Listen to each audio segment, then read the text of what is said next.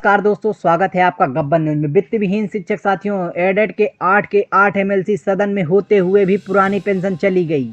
सभी तदर्थ शिक्षक आज विनियमित नहीं हुए हैं। कंप्यूटर व व्यावसायिक शिक्षक रोड पर घूम रहे हैं। शिक्षकों की भारी कमी हो गई है। शिक्षा का लगातार हास्य हुआ है और वह चुपचाप बैठे देखते रहे। इस प्रकार एडेड के 8 एमएलसी होते हुए भी वित्त विहीन व्यवस्था का जन्म हुआ। गलत धारा में मान्यता निर्गत हुई। वित्त विहीन शिक्षक अंशकालिक बनाए गए। वित्त विहीनों के लिए अलग रंग का कार्ड बनाया गया। उनसे केंद्र व्यवस्थापक का दर्जा छीना गया, वोट का अधिकार छीन लिया गया और व्यक्तिगत फॉर्म अग्रसरण का अधिकार छीना गया। यह तो मात्र वानगी है। यह सब हुआ जब एडेड के 8 एमएलसी सदन में होते थे और उनका विरोध करने वाला कोई नहीं था। पर आज कुछ कथित नेतागण वित्त विहीन के लिए क्या किया है, वह अपने कार्यकाल को देखें और उत्तर दें। साथियों, जिन्होंने हमेशा वित्त विहीन शिक्षकों का विरोध किया है, उनसे केवल एक सवाल है, क्या वित्त विहीन शिक्षक इस देश के नागरिक नहीं? वित्त विहीन का प्रोत्साहन जब सदन में इसका बात उठती थी तो सदन में ये चुपचाप क्यों बैठे रहते थे? ये वित्त विहीन के शिक्षकों के पद के पक्ष में क्यों नहीं बोलते थे? अब घड़ियाली आंसू क्यों बहा रहे हैं? क्या एमएलसी चुनाव के लिए? आज वित्त विहीन के लिए घड़ियाली आंसू बहाने वाले यह बाकी के 6 एमएलसी चुपचाप क्यों बैठे रहते थे सदन में? उस समय उठकर खड़े होकर यह सवाल नहीं कर सकते थे? उत्तर प्रदेश में माध्यमिक वित्त विहीन की मान्यता का लागू होना ही शिक्षकों के लिए दुर्दशा का मूल कारण है। शिक्षक साथियों, आप सभी यह जानते हैं कि प्रदेश में पहले यह व्यवस्था नहीं थी। आज विद्यालयों को क्रमशः वर्षवार अनुदान पर लिया जाता था और यह वर्ष 1986 तक मान्यता पाने वाले विद्यालयों को इसका लाभ मिला और 1986 तक मान्यता पाने वाले विद्यालयों को 2006 तक अनुदान कर लिए गए। 1986 में वित्त विहीन मान्यता का एक ऐसा विधेयक पारित हुआ कि विद्यालयों को अनुदान पर लेने की व्यवस्था पर ही ग्रहण लग गया। तभी से वित्त विहीन विद्यालयों के शिक्षक स्थिति बेगारी के करने की जैसी हो गई है।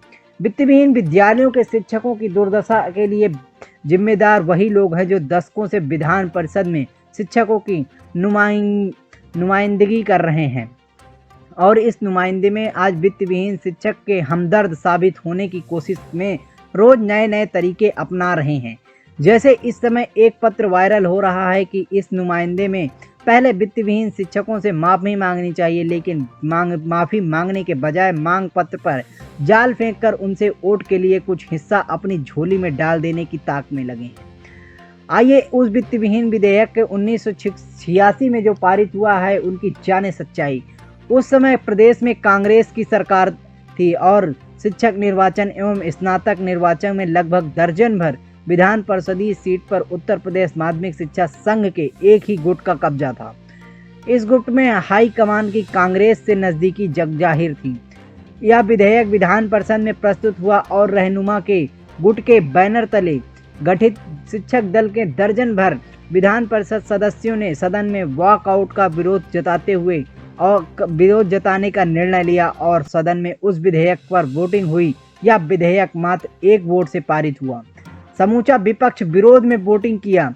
यदि शिक्षक दल के नुमाइंदे सदन में वॉकआउट करने के बजाय विरोध में वोटिंग कर देते तो आज वित्त विहीन व्यवस्था का अस्तित्व ही नहीं रहता और जो विद्यालय अस्तित्व में होते वे देर सवेर अनुदान पर आ जाते और आते रहते।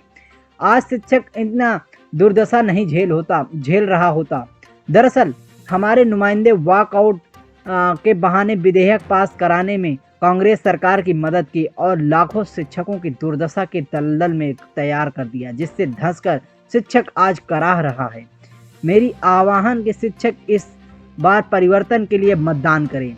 इस पोस्ट पर उत्तर प्रदेश माध्यमिक शिक्षा संगठन के और निर्णायक संघर्षों के प्रतिभागी दर्जन शिक्षक नेताओं से हुई वार्ता पे आधारित है। शिक्षक सदैव शिक्षक हित के लिए समर्पित गब्बर न्यूज। वित्त विहीन शिक्षकों से जुड़ी हर एक खबर को पाने के लिए आप इस चैनल गब्बर न्यूज को सब्सक्राइब कीजिएगा, क्योंकि वित्त विहीन शिक्षकों से जुड़ी हर एक खबर हम आपके लिए लेकर आते हैं। तो वीडियो से रिलेटेड आपको कोई सुझाव देना हो तो आप इसमें कमेंट करके हमें बता सकते हैं। मिलते हैं किसी नई खबर के साथ, तब तक के लिए नमस्कार।